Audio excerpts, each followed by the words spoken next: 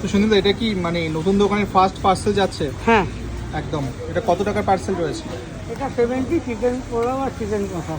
70, তাই তো? 70-র যে কম্বোটা ফার্স্ট যাচ্ছে নতুন দোকান থেকে। আপনারা কি আগেও খেয়েছেন? হ্যাঁ, খেয়েছি। ওখানে মধ্যমগ্রাম কালীবাড়িতে? কালীবাড়ির ওখানে খুব ভালো, দারুণ সুন্দর। কোনো মানে আজকালকার রিচের যে খাবারটা সেটা একেবারেই নয়, খুব ভালো, ভীষণ ভালো এবং সুস্বাদু। এর জন্য আপনারা কিন্তু এই দোকানের প্রথম কাস্টমার। একদম মানে কাকুকে ফোন করে মানে এসে খুঁজতে খুঁজতে কোনো চলে এসেছি। খুব ভালো। আপনাদের এখানেই বাড়ি? হ্যাঁ, আমার বাড়ি বিশেষপুরে। একদম।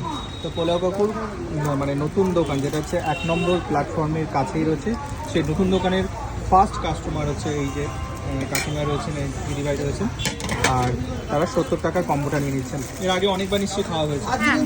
একদম।